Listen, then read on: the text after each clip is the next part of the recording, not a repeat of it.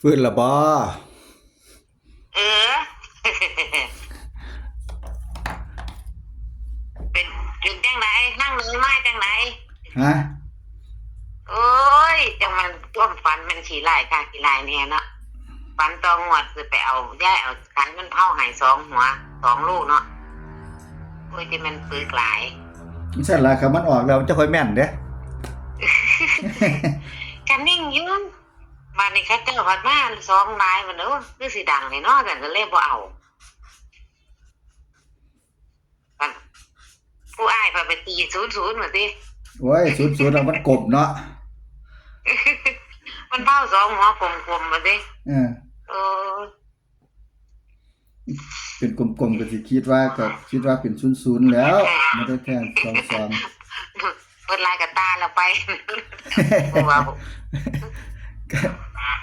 ตามกับตาแล้วบ่ก็สิได้แต่งงานใหม่แล้วล่ะฮะก็สิได้แต่งงานใหม่แล้วล่ะเฮ้ยแต่งงานใหม่นี่คือจะเอาผ้าเหลืองเลยนี่ยังว่าสิเอาผ้าเหลืองนี่สิแต่งงานใหม่นั่นน่ะผ้าเหลืองหลายเด้อต้องมีกันเที่ยวเองยิงแถวนี้คันรุดอีกย่านแม่นอยู่แถวนี้คันรุดอีกย่านแม่นอยู่สิเป็นจังได๋บุเขายากนั่งแต่งอยู่เดี๋ยวนี้ไปหาเขาบ่เห็นอยู่2 มื้อนี้สิเข้าไปอีกอยู่ท่านได้เห็นกันติบ่เขาเจ้าแล้วหน้านี่แล้วเขาเจ้าก็ลงหน้าปังอีกแหมเขาเจ้าเฮ็ดหน้าปังเนาะจ้าแล้วนะเขาหน้าใหญ่แล้วก็ไปเขาเฮ็ดเขาหน้าปังตั้ง25 ไร่เนาะไปกับบ้านเห็นบัดนี้แล้วมื้อนี้ล่ะสิเข้าไปอีกถ้าได้เห็นเขาปิดบ้านเขาเล็งอย่างว่านก้อนนี่ก็เอายางอันแล้วเขาแล้วเอายางที่เขาไปหากันมื้อนี้ล่ะเก็บยางมื้อนี้บ่ก็สิเห็นเขาอยู่เดี๋ยวตีมื้อนี้หั่นแต่ว่าบ่ทันได้เห็นเขาจักเทื่อเขาไปกับบ้านเขาปิดเอาเล็งเขาและน้าใหญ่แล้วก็ลงหน้าปังต่อไปเอารถไถไปลง2 คันพุ่นลงหน้าปังอาจสิเข้าไปหาเพิ่นมื้อนี้ล่ะอันแต่ว่าใจมากตัวนี้ได้ลูกแล้วเอาไปให้แม่100,000,000เสียงเบิ่งก่อนใจมากเลข36เด้อแต่ว่าบ่ได้เสียงมากคือซื่อเด้อนี่เจ้าของทันได้เสียงของเพิ่นมาแม่นมันคิดมากตั้งแต่มื้อแรกนะ36เดียวให้แม่100,000,000เพิ่นเอาไปเสี่ยงก่อนเนาะจ้าเดี๋ยวรอเบิ่งอันเลขกันอันนั้นเพิ่นบ่ได้พอกันไปหา2 เทื่อแล้วพระเจ้ายากนำหน้าปังได้อยู่ดอกกันได้มาก็สิบอกคือเก่าหั่นล่ะแต่ว่าถือบ่ถือก็แล้วพิจารณาเอาเด้อพี่น้องซุ่มฟังซุ่มแบบนั่นก็ได้อันนี้ก็เล่นคือกันล่ะก็เบิดหลายกระตาคือกันก้มอยากได้เนาะมันอยากได้แต่ว่าในฮู้เป็นเลขเขาเจ้าเฮ็ดเอาบ่เป็นพระอันบ่เป็นโยมเฮ็ดเอาอันบ่แก๊กบ่ฮู้เหมือนกันว่าเขาเจ้าไปเฮ็ดเขาเจ้าเฮ็ดทุกปีเขาเจ้าเฮ็ดทุกวันพระหรือว่าเดือนละเทื่อ2 เทื่อจังซี่แหมบ้านนี่ล่ะบอกแกบอกว่าเดี๋ยวสิบอกแม่นำดอกได้ยินนำยาก่อนนั่นแต่ว่าเลขที่ว่าสิให้แม่สันล่างเป็นเสียงก่อนนี่คือเลขมักซื่อๆดอกมากัน36เลข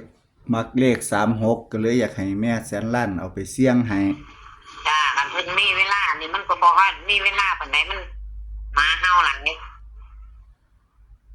คิดมากมามื้อ2 มื้อแล้วล่ะเลขเพิ่นนั่นเอาโอกาสมันก็สิได้ดอกเลขกันตัวเดียวนั่นเพราะว่าเขาเจ้ายากนำมันหน้าปังอยู่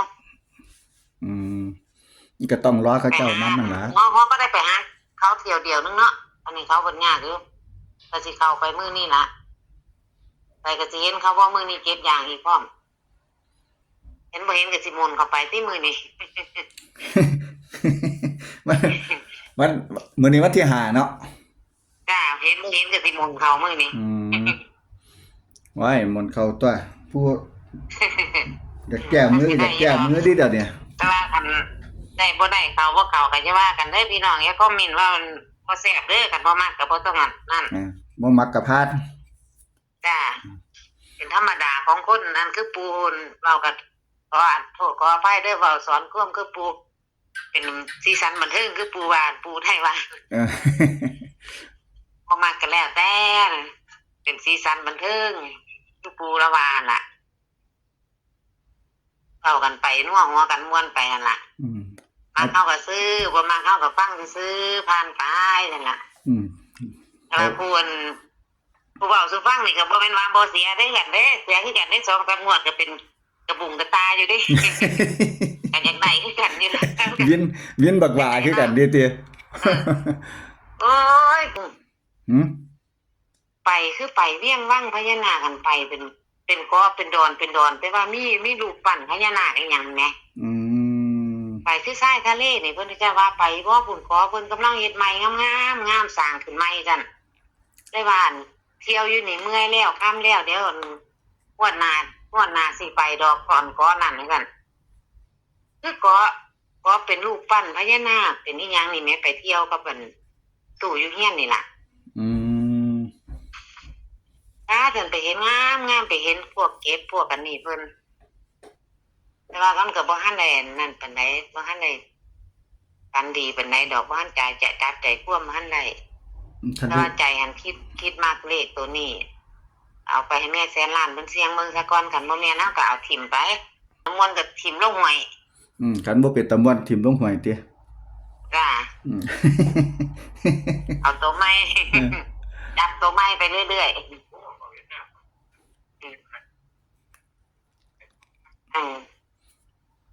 เขาคุ้มหน้าปังหลายเพราะว่าเขาได้หลายปีกายเขาได้300-400 สอบ อืม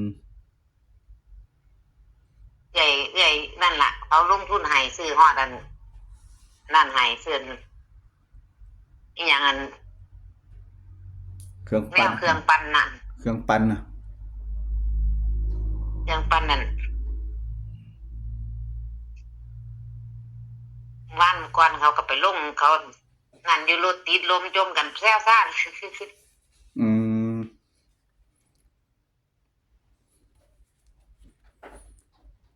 ตัวใดมากกันดังแล้วเลยนี่ลุง โอ้ยจักเป็นผู้ใดให้มาก็ให้มาแตาหานี่แล้วนะ หวยชื่อว่าจังซั่น หาล่าง ผู้จังหนึงก็ว่าหาบนหาล่าง ไปเบิดขยงนี่ติ โอ้ยได้ห้องใส่หม้อหนึ่งพุ่นแล้วคันได้ไป เพราะว่ามา ไปหมดหนึ่งคนสอดนะ มาตัวเดียวกันนี่ อืมตั้งไปเบิ่งบ่มีนะมันก็เดินดอกใจมากตัวนี้ซื่อๆแต่ว่าสิเสี่ยงอยู่มื้อแรงนี่ให้เพิ่นเอาเลขปูมาอีกก่อน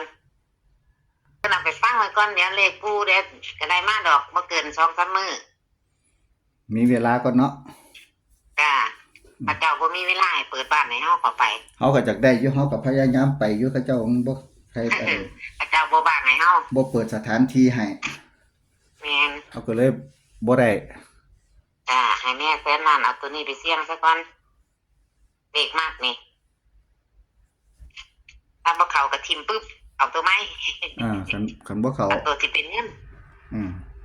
คันเอาไปเสี่ยงแล้วคันมันบ่เข้าเขาก็อย่าฟ้าวเอา แม่นเอาให้รอแม่แสนล้านเอาไปเสี่ยงก่อนใจเย็นๆที่ให้รู้สั่นบ่ทันได้สั่นก็สิฟ้าวลงเถาะ อย่ามันเลยติ แฮงเสียแฮงมัน แฮงเสียแฮงมันเด้อยากแก้คืนเนาะ ปานเป็นตัวไฮโลแล้วถ้าสมมุติสั่นๆเร็วๆสั่นเร็วๆบอกเจ้ามือ แล้วคนที่ แฮง ฟ้าว เสียแฮงบ่มีเงินติดตัวแล้วแฮงสั่นๆๆๆอยู่นั่นล่ะ งุ่มฟ้าวให้โลกปุ๊บนี่ลงแล้วจักลงตัวใด เอาเดี๋ยวจะค่อยนั่นอีกเนาะไปพุ่นมาก่อนเนาะ จ้าจัก 2-3 มื้อก็ฮู้ข่าวดอก เอา36นี่แหละไปก่อนรถ จ้าไปเสี่ยงมันก่อนกันมันบ่เป็นตะคือก็ทิ่มลงน้ำพุ่นล่ะหวยก็มันหวยสงครามใส่ก็ทิ่มลงเอาตัวใหม่ไปเสี่ยงอีกหลายมื้ออยู่ดอกอยู่10 มื้ออยู่10 กว่ามื้ออยู่เอา ใจเย็น เอาบ่รบกวนแล้วซะนะ ๆ ทำงานซะ จ้า ครับสวัสดีครับ ค จ้า น้องสาวเพิ่นยังบ่ได้เลขปูมานะครับ แต่ว่าเพิ่นได้ตัวนี้นะครับเพิ่นขึ้นมากไว้แล้วเพิ่นก็ฝันเห็นพญานาคว่าซั่นช่วงหลังหวยออกแล้ว แต่ว่าตัวมักของเพิ่นคือ36แต่ว่าเลขปูท่านได้มาเด้อครับ เด้อให้พี่น้องพิจารณาเบิ่งตัวนี้ล่ะเอาให้ใช้วิจารณญาณในการรับชมนะครับขอให้พี่น้องท่านผู้ชมอยู่ดีมีแฮงโชคบานร่ำรวยจังมาตามเพิ่น